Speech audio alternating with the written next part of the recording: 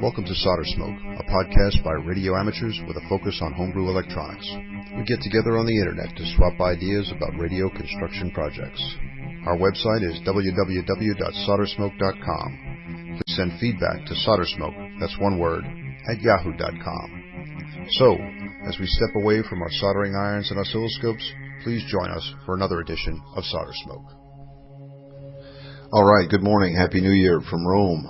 This is a special edition of SolderSmoke, edition number 73, a very fitting number to start the new year. And I think we've got a lot of very interesting material for you. I think you guys will like this one.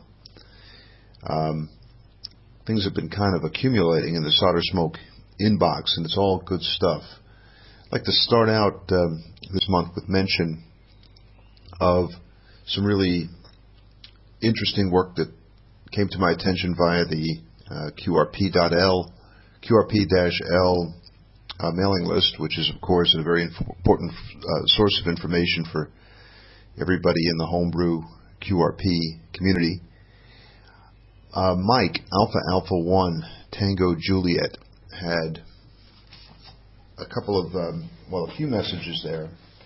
Usually, they started out with reference to his 1950s era germanium transistor running 45 milliwatts. And Mike published on the web some really nice pictures of the little transmitter, and with examples of with a logbook showing the stations that he worked with the 45 milliwatts. Great pictures of his antennas. And the other thing about Mike, I put this on the Gadgeteer.news website. I have nominated him, if I can do that, as to be the official poet laureate of QRP and home brewing. As you guys can imagine, this position has been vacant for quite some time. I guess George Dobbs is the closest we've had, but he's busy with other duties, running the GQRP Club in Spratt. Poetry occasionally makes it into that publication. Much of it comes from George. Of course, the famous bit about it is vain to do more when you could do more with less, or whatever. You know what I'm talking about. I always like that kind of motto for QRP. But we have another poet among us now, Alpha 1, Tango Juliet, Mike, and I'm looking now at the picture of his little germanium 1950s retro QRP transmitter, 45 milliwatts, beautiful work. And I think Mike has sparked something of a craze here of getting back on the air with not with silicon, but with germanium. I myself have used germanium in the diodes for in the diode for my crystal radio that we talked about a while back, the one that we built in London, the original. Before we switched over to Fool's Gold, the original detector in there was germanium. And so I feel a certain connection here with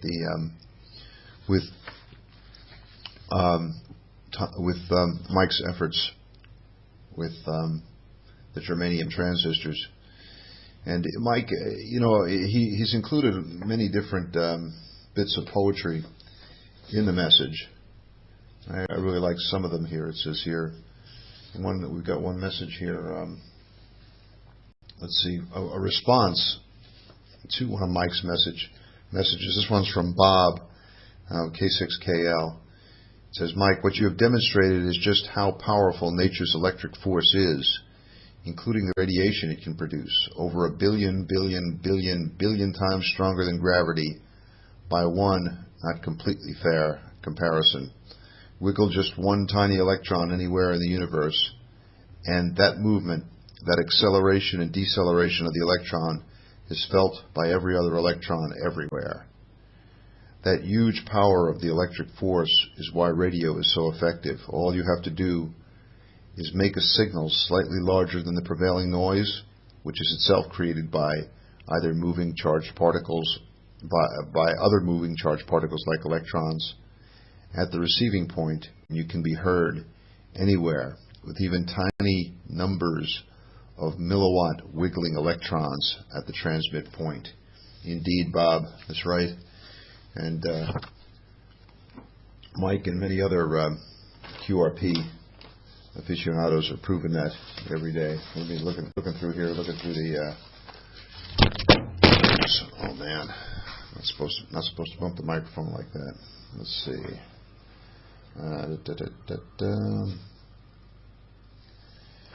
Yeah, here's some more poetry from Alpha 1 Tango Juliet. Let's see. It says here. Oh, it's just a nice message from Mike. He's responding to Jerry. It says, "Hi Jerry, thanks for the nice message. Gosh, your mention of the GE transistor manual takes me back. My dad returned home once from the VA hospital one day back in the early 70s with a copy of the 7th edition of the GE transistor manual for me. He said someone had left it on his bus seat. All he knew was that it had something to do with electronics and that I'd probably like it. Like it? I went crazy over it. Biasing circuits, tunnel diodes, the stuff of dreams. To this day, I can't look at the orange and blue cover and not instantly remember my father and that happy day."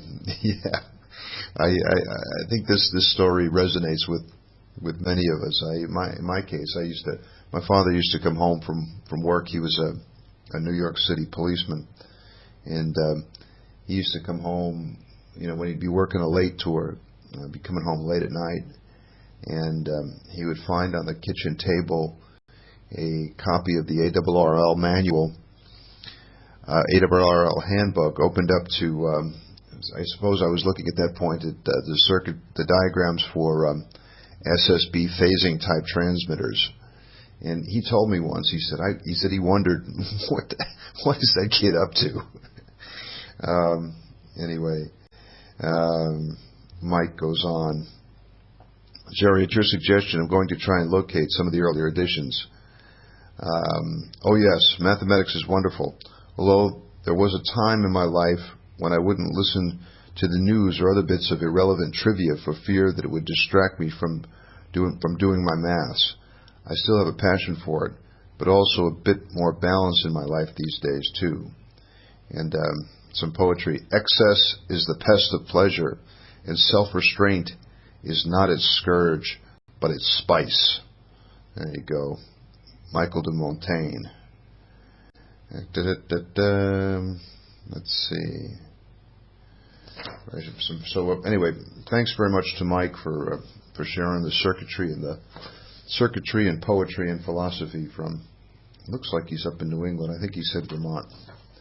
And I encourage everybody to take a look at Mike's page. I put links on it, links to it on the Gadgeteer News website. And by the way, we had a major update on the Gadgeteer News website, and I did some of them on Christmas Day, and it was I sent a message around saying this was kind of a digital stocking stuffer from SolderSmoke. Say that 5 times fast, please. Anyway, I found some videos that I knew you guys would be interested in. I found one of Marconi himself giving a speech, I think at the inauguration of the Vatican radio station. And I found that because I was visiting the website of the Vatican shortwave transmitter facilities north of Rome. I passed this on the road one day, and I said, "Wow!" I said, "These antennas are amazing." So I included some links to that on the Gadgeteer.news website. Also, I finally put the link up there about the IT guy on the South Pole. This morning I found some interesting stuff, and I put that up on the web. It's really interesting, and it's kind of apropos of what we're going to discuss later in today's show. It's a video from France. An OM in France has succeeded in building homebrew tubes. This is something that pops up every once in a while in the kind of Boatanchor old radio community mailing lists. Build your own tubes, homebrew tubes. Whenever it comes up, somebody, usually me, makes the joke that all you guys with your store-bought tubes, you're a bunch of appliance operators. Real hams roll their own triodes. Anyway, whenever it comes up, it usually sparks a big debate about whether it's possible, whether it's impossible, whether hams can do it, whether these are really amplifying tubes. It's the kind of technical debate I'm talking about, the kind of discussion that we all engage in quite frequently.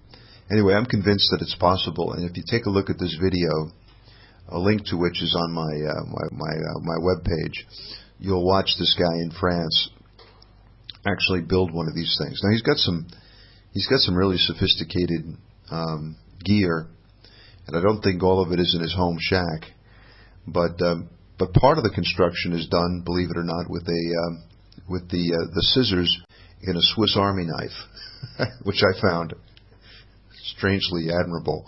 I'm sure you guys will know what I mean. But check it out. The video, I think, it's really excellent. Let's see. What else do we have here? Oh, I guess we better get this out of the way. All right, I promise. This is going to be quick. It's going to be very brief. And I hope largely painless. But this will be, I promise, the last reference to Bollywood here on SolderSmoke. I realize the connection to ham radio is a bit tenuous, but actually I found another one, and I have to make mention of this thing. Okay, you know the story. I'm in the Bollywood movie. As part of my stocking stuffer effort on Christmas Day, I decided to let you guys take a look at the trailer for the movie Chini Kum. It's available on the web. Of course, the producers want this thing to circulate so people will actually buy the movie, so we're not engaged in any kind of intellectual property violation here. But I found the trailer, and in the course of looking at it, I discovered that not only did I make it into the movie, but I made it into the trailer. So if you guys fire up the trailer on your web browser there, it's a YouTube video. And a link to it is on my Gadgeteer News website. If you put the thing in full screen mode and freeze it at about 53, 54, or 55 seconds, I'm the guy sitting there on the left of the screen drinking a latte in the Starbucks on Fulham Road in London. So you don't have to buy the movie. You don't have to wait till it appears on your local TV station.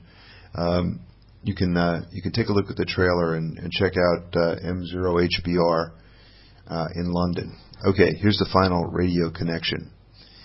The other day, I shot a message to our friend Farhan in India, and just kind of mentioned to him, "Hey Farhan, have you heard about my big break in Bollywood?" He said, no, tell me about it. So I shot back another one. I told him that I was in Chini Kum, co-starring with the Big B and Taboo, and I could sense the astonishment that this provoked in Farhan. Well, not only is it astonishing that I would be in a Bollywood movie, that's pretty astonishing in itself. But the thing is, the leading lady in the movie, Taboo, turns out to be a friend of the family of our friend Farhan, and so he knows her, and she's apparently from his hometown, and they're family friends, and I thought that was kind of a strange coincidence. It also turns out that another friend of his, he said, I hope I get the pronunciation right, Nagesh Kukunor, actually wrote the original script of Chini Kum. So there's a lot of connections there. One final mention, because our friend Farhan now, apparently he has some important connections in Bollywood. His friend Nagesh, I think, wrote the script for another really famous Bollywood movie called Hyderabad Blues. And there is in Hyderabad Blues, a character named Ashar Farhan. It's not our friend, but I guess Farhan's friend, the director, decided to throw his name into the movie. So there you go. Check it out, the trailer for Chini Kum. And that, I promise, is my last mention of Bollywood here. Unless, of course, something interesting comes up, we'll let you know. Let's see what else we have here. I guess we have a theme about early radio here, Marconi tubes and all that, and there'll be more on it in a minute. But I just wanted to mention a book that I don't think has gotten as much attention as it should get. It's called Early Radio by Peter Jensen. I think I might have mentioned this in a SolderSmoke episode a while back, but it's the kind of book that every one of us should have on the bookshelf. Peter is an Australian ham. He also has a UK call, but I guess during the early 90s, he decided to retrace the steps of Marconi, and he made a trip with his family to Italy, into the UK, and visited all the important sites, did a lot of research, and produced a really beautiful, very, very well done, well written, and well photographed book about the great inventor and his life and his inventions. And I think one of the really admirable things about the book is not only is that first kind of historical part very interesting, but then he went on to build many of the pieces, to reproduce many of the pieces of gear that Guillermo Marconi used in his experiments as a young radio inventor. So check it out. I mean, it's not difficult to find. It's still available on Amazon, and you can find it through the Gadgeteer bookstore. There are links for that on the various websites, and it does help. It does help out the SolderSmoke effort if you buy your Amazon books through the Gadgeteer bookstore. It doesn't have to be one of the books in the bookstore. Anytime you buy an Amazon book, if you come at Amazon through the Gadgeteer bookstore, it helps us out. We get a few pennies in the coin box there. So anyway, check out Peter Jensen's book, Early Radio, about Marconi. I think you'll like it very much. I mentioned these antennas. I'm telling you, this is the antenna farm of all antenna farms. It's we go up to this lake north of Rome called Bracciano, and on the way up there, I passed the most amazing antenna farm I ever saw, and just enormous towers, and they go on and on. I couldn't figure out what it was, so I came back here to the shack, did some Googling, and it turns out it's the shortwave antennas for Vatican radio. They're at Santa Maria di Galleria. And anyway, I put links to the sites up on the Gadgeteer news page. Check it out. There's also some Google Earth information. These things are so big, of course, you can see them from Google Earth. And I think you'd be really interested. I was trying to figure out what kind of array they were using. It looked to me like there was so much wire up there. It looked like some sort of Streba curtain. But somebody wrote in and said, no, they're just big, really big, multiple element collinear arrays. to get a really low radiation angle. Anyway, it's definitely the kind of thing when you look at it, you think, I wonder if we can convince them to let us hook up an HW8 into that thing when they're not transmitting, and see what we could do. I bet you we could do some damage with an HW8 with those antennas. Anyway, I think you guys will like it. Check it out. Speaking of Google and Google Earth, I just had to throw mention in this because I think you guys will like it. In the course of my web surfing this week, came across an article alerting me to the fact that our friends at Google have thrown in some new features on Google Earth on the new version, on the 4.2 version. It's available, of course, free for download. But when you download it, in there, in the software, is a free flight simulator. Lets you take off from airports of your choice, and using the controls on your keyboard, or better yet, a joystick if you have one, fly the airplanes around. You could fly a little prop plane, or you could fly, I think, an F-15. And you activate the thing by going to Control-Alt-A on Google Earth version 4.2. Do Control-Alt-A, and that'll activate the flight simulator feature in the software. It's a lot of fun. I instantly discovered that I do not know how to keep an airplane aloft, and my little prop plane went into a spin from which I could not recover, and I watched the English countryside near Heathrow rise up towards me. So anyway, check it out. I think you guys enjoy that feature. In terms of home brewing here, Mixer madness continues. I continue my effort to get a better understanding of how mixers operate. Found a lot of good articles. I posted some of them on the Gadgeteer News website. I think some of you will find them interesting. This is, of course, part of the black boxophobia, a kind of a subcondition of the NAC. This is black boxophobia, or the curiosity curse, as somebody else put it.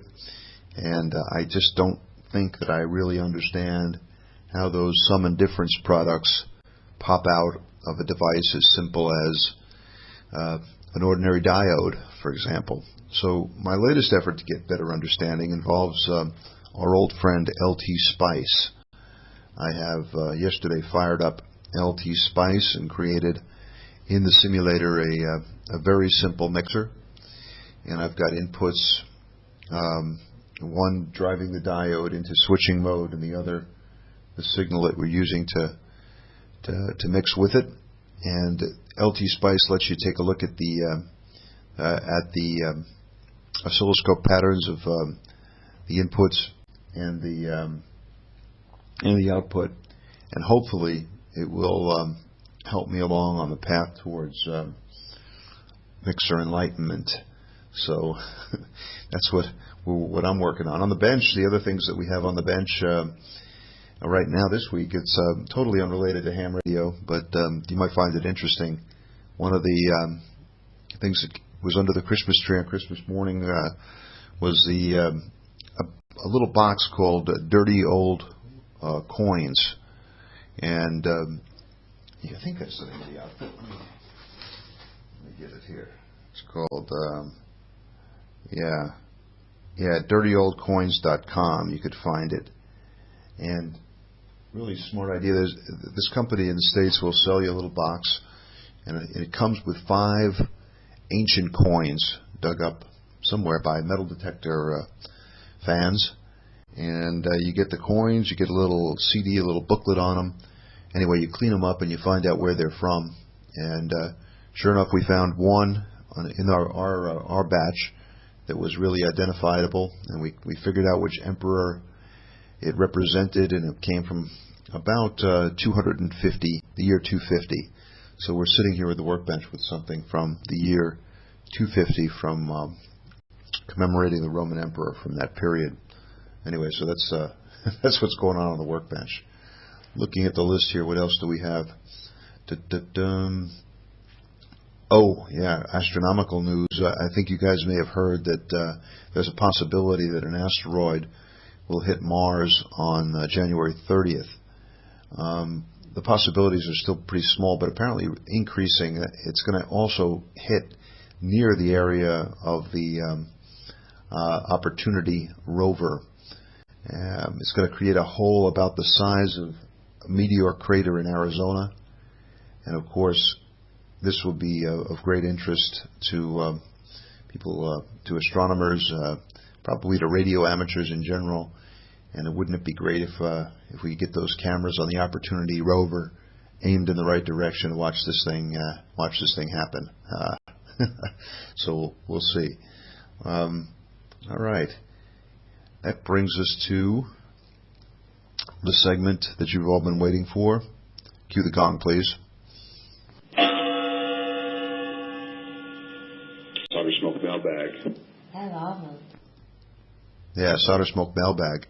I got a nice message from an old friend from Northern Virginia, Jake N4UY, a fellow member of the NOVA, the Northern Virginia QRP Club, a great organization that I was privileged to be a member of during my time back in Virginia.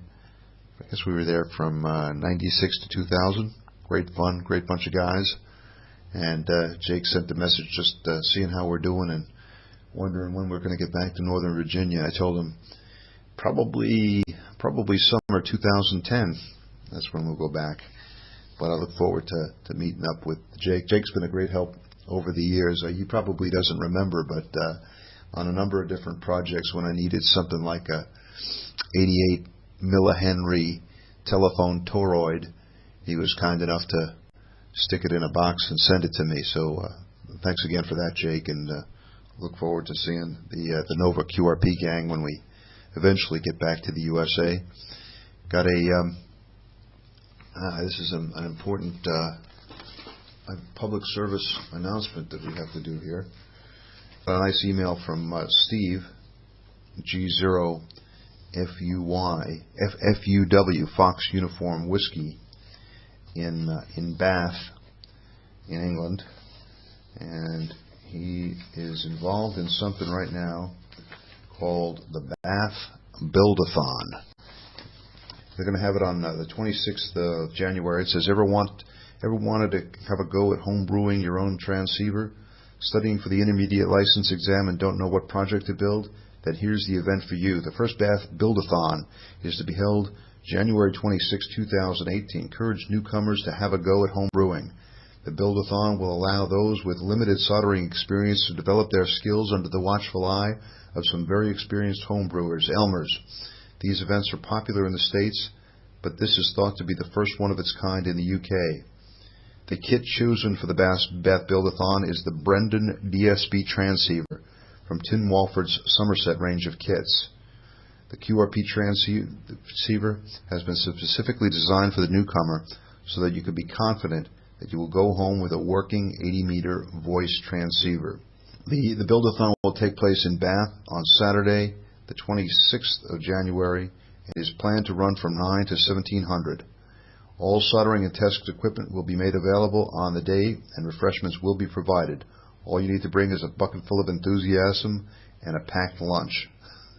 The cost of the day will be £60 to include the cost of kit, refreshment, room hire, etc. The event is open to anyone who would like to try out home brewing for the first time. Excellent. All right. Anyway, if you're interested, contact Steve Hartley, and his email is Golf 0 Fox Uniform Whiskey G0 FUW at tiscali.co.uk. Very good. Good luck with that project, Steve. Let us know how it goes. Very good. We got a nice email from Nigel M0NDE, updating us on homebrew activities there in Dover. Working on some CW kit, some CW gear there in the shack. Hope you have a good homebrew year there, Nigel, and keep the messages coming in. Thanks a lot. We have a BANDSWEEP segment. I guess we have to have a pause here. I guess we need some sort of a cue for BANDSWEEP. But Mike, WA6ARA, was kind enough to send us in a band sweep. This is 40 meters on straight keynight. Very appropriate, and I know a lot of you guys were on the air last year at this time. Kind of sad for me to remember, but last year on straight keynight, Mike was very pleased because Mike KL7R, because his big contact on straight keynight was he talked to Wes W7ZOI, and that turned out to be Mike's last straight keynight, and I know he was really just delighted to talk to Wes on that evening. So let's listen to Mike's clip of straight keynight. Thanks to Mike WA6ARA. Here we go.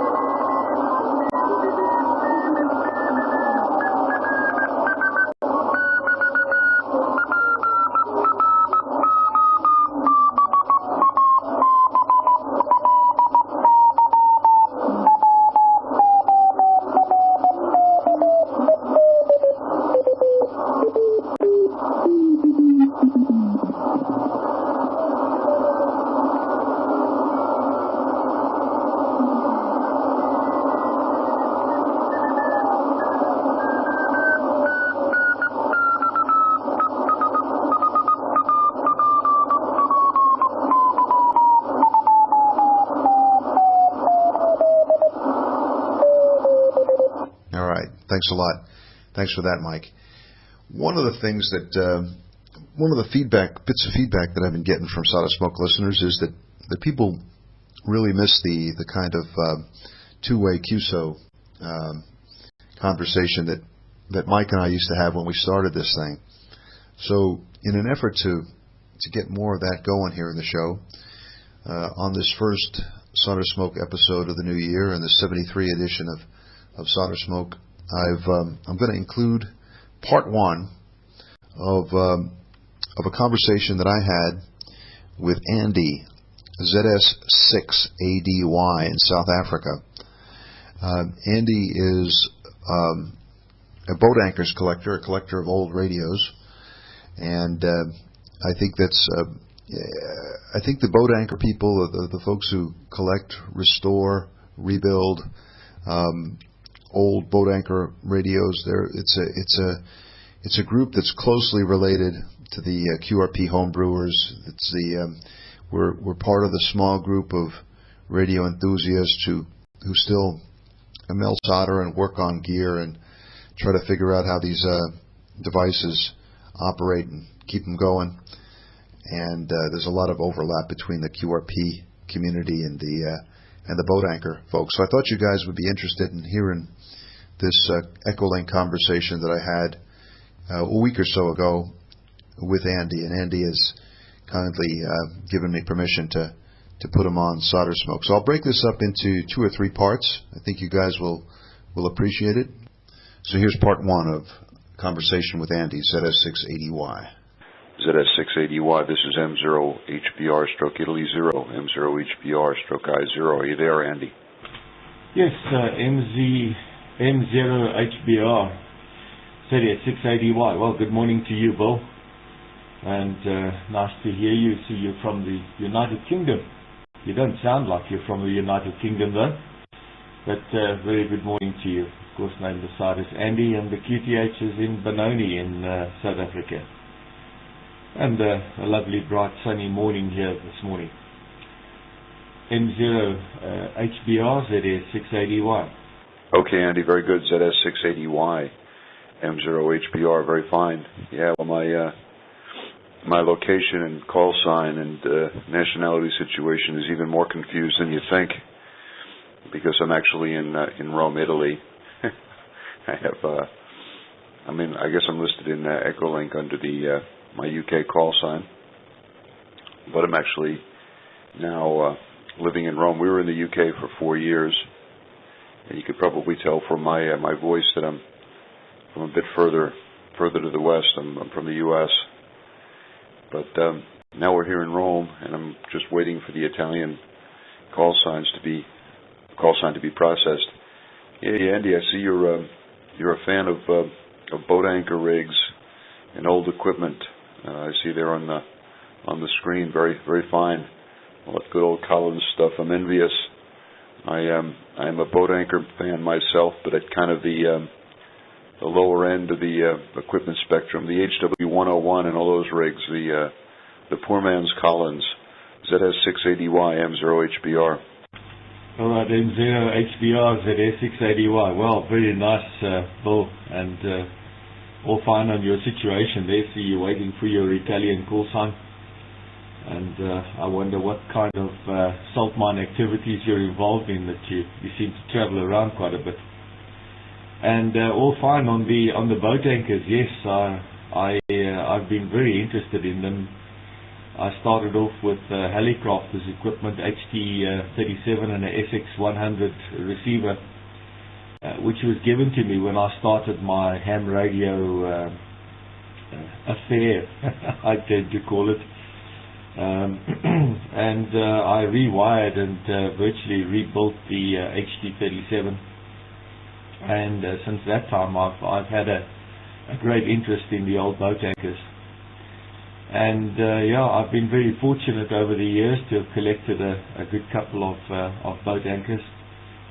And I was president of the Antique Wireless Association here in Southern Africa for a year as well, which gave me a lot of connections. And I have a lot of people that phone me up and say, "Hey Andy, I've got this stuff lying in my shack. I'm going to throw it. I'm going to turf it. Do you want it?" And I go and collect all these things and bring them back to my QDH and then distribute them out to guys in the Antique Wireless Association. So we have quite a few guys who collect them and restore them to original old states. And the HW100s, the old hot water 100s and 101s, we have a few guys who have them. Wonderful rigs. They work very well, as do most of the old valve rigs. So we like them. Of course, I've got a modern rig as well, one or two modern rigs, but the majority of my stuff is all the old boat anchors, mainly Collins and Helicrafters that I have. But of course, I suppose it depends on what you manage to lay your hands on, is what you tend to use.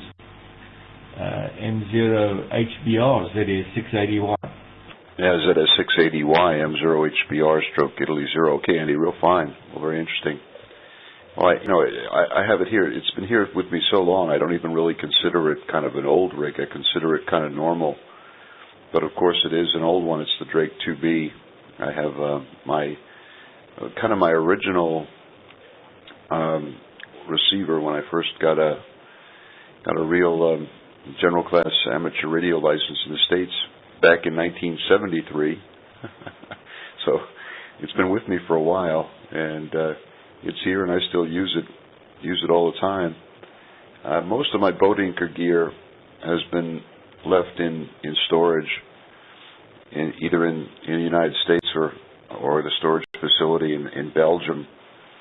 I work for the U.S. Embassy, and that's what accounts for the kind of permanent de-expedition that I'm on. We've been here now for about 4 months.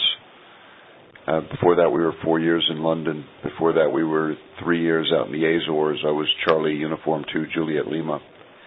But you mentioned the HT-37, and that was the transmitter that I used with the Drake 2B for many years. That was, I'm sure you know, a very common combination, the Drake 2B with the Helicopters HT-37.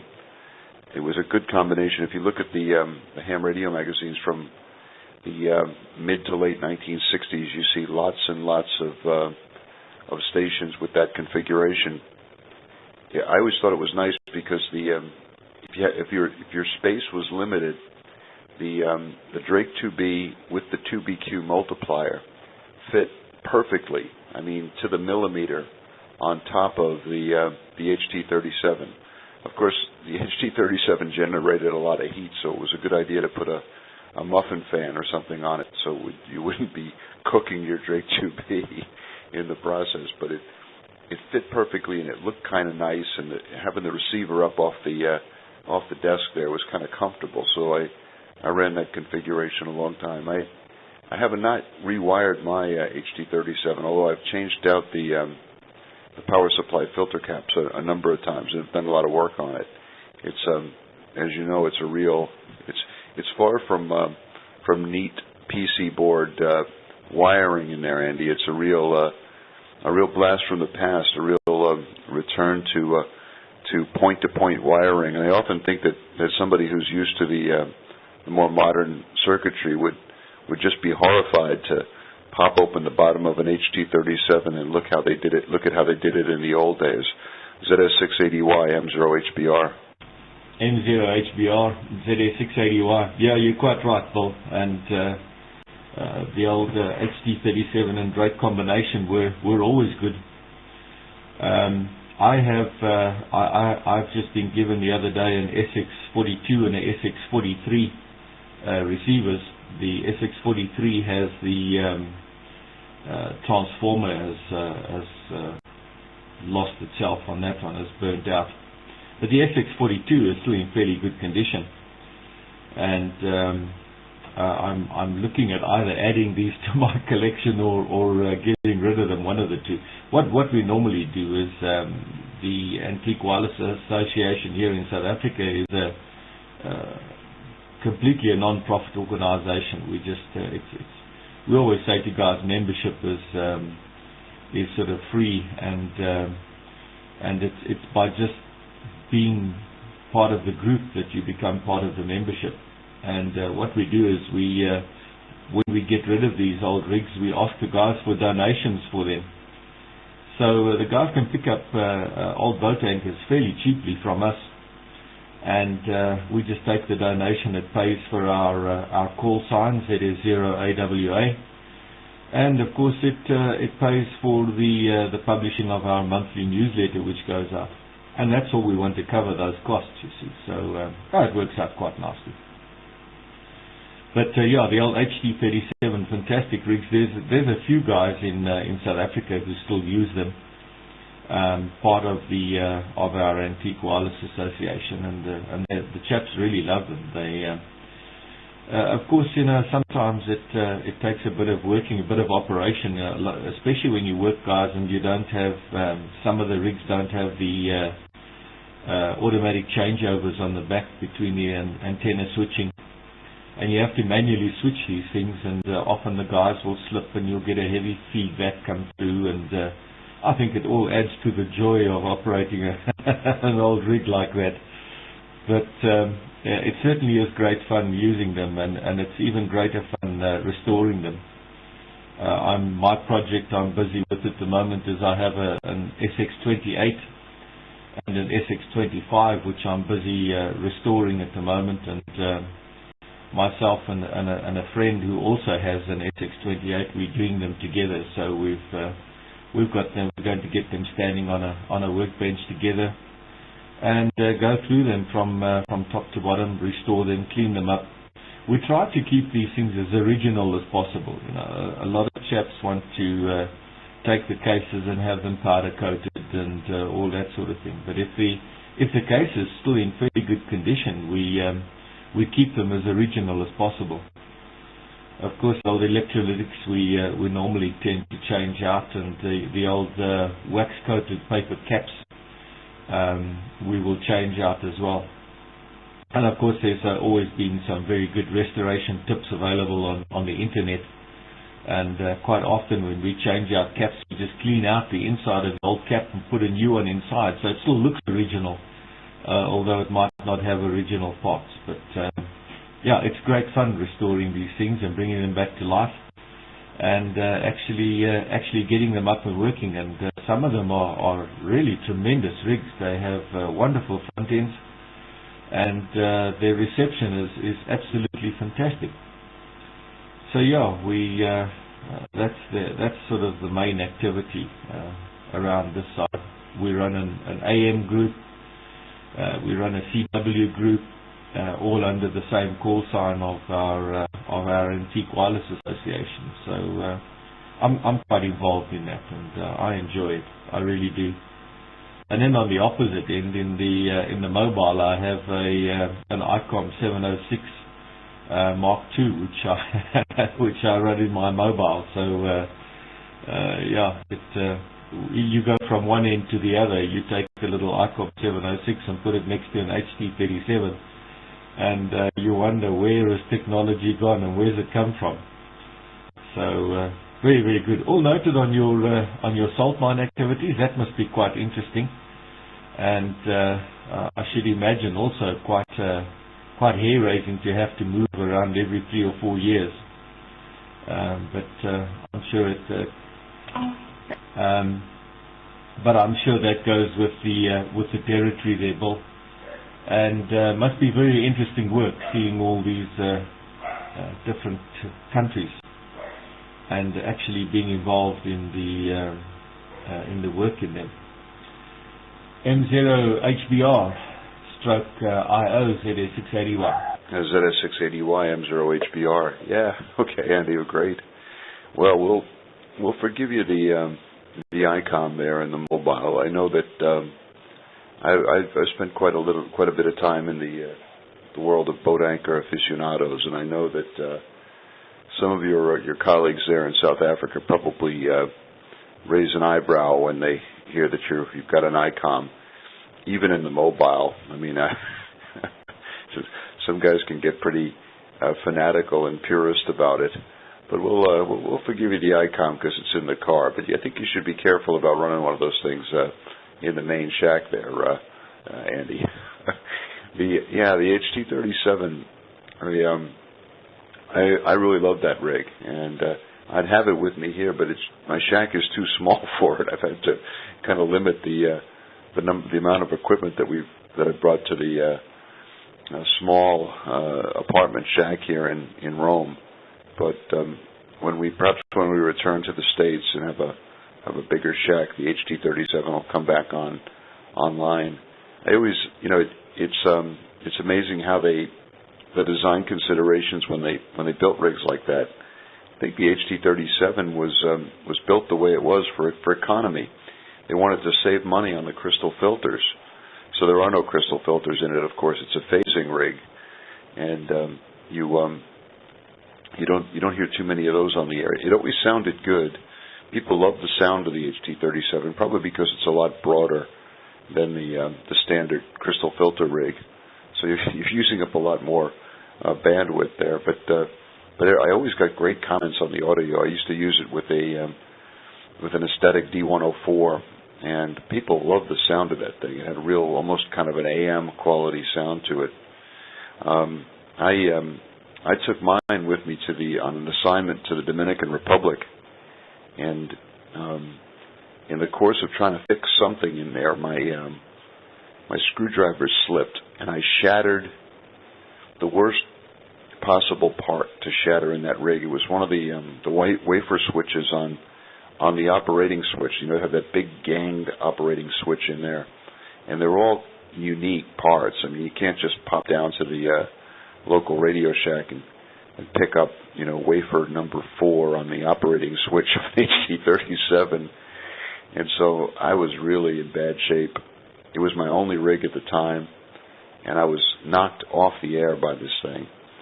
And so I mentioned down at the local radio club what I had done, and they said, "Oh, yeah, contact Pericle, Hotel India 8 Pop-Up. He'll probably be able to help you out." And I didn't think that was very likely, but I gave Pericle a call, and sure enough, he told me that he had 2 or 3 HT37s out in his garage, and that I could take whatever I want out of them. They were just sort of kind of carcasses. So one Saturday afternoon, I went out over there with the toolkit and found the wafer switch that I needed. Took it out of his, popped it into mine, and away I went. So there's a lot of HT37s out there. Great rig. You mentioned the SX43 and the SX42. I think I had the 43, and I remember that one of them was sturdier than the other. One of them, I think the one I had was the 43. I think that was kind of the low budget version, and I remember that it was famous for kind of physical, mechanical instability problems.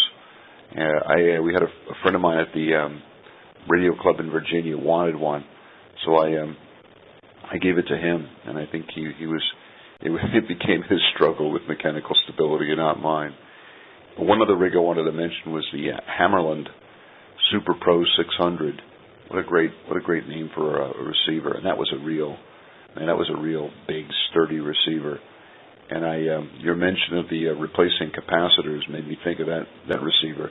I love the looks of that thing. That was a real boat anchor radio.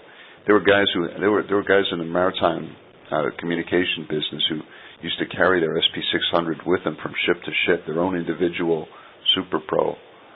But I decided not to try to fix that one.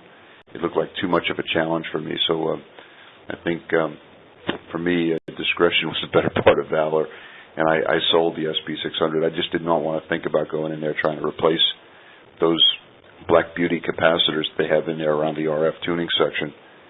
I remember reading in a QST magazine from about 1966 about how difficult it was to fix a Super Pro 600, and that was 1966.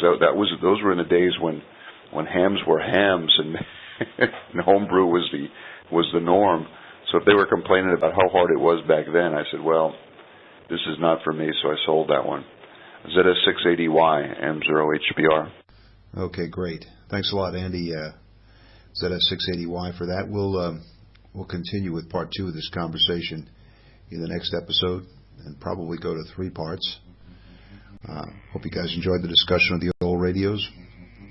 And that brings us to the conclusion of this issue of SolderSmoke 73, the first issue of 2008. Hope you've enjoyed it.